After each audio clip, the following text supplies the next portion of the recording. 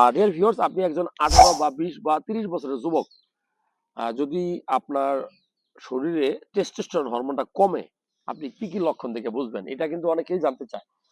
এটা প্রথম কথা বলি যে টেস্টোস্টেরন হরমোনটা এত গবেষণার কি আছে? এটা হলো যে আপনার শরীরের মূল চালিকা শক্তি একজন পুরুষ মানুষের।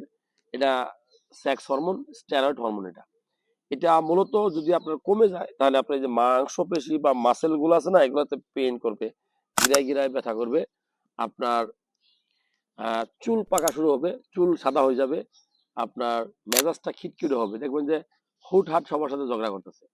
আর যদি খুবই কমে তাহলে বিপরীতমুখী যে লিঙ্গ, ধরেন আপনার ওয়াইফ বা আপনার পার্টনারের প্রতি আপনার আকর্ষণ একদম বিলকুল থাকবে না। অনেকে বলে না যে একবার স্বামী স্ত্রী মিলামেশা করলে পরে আর কোনো আগ্রহ জন্ম হয় না, বা পাশে শুয়ে থাকলে কোনো আগ্রহ হয় না। ঠিক এটা হলো মূলত যে আপনার টেস্টোস্টেরন হরমোনটা কমে গেছে, এই কারণে হয়।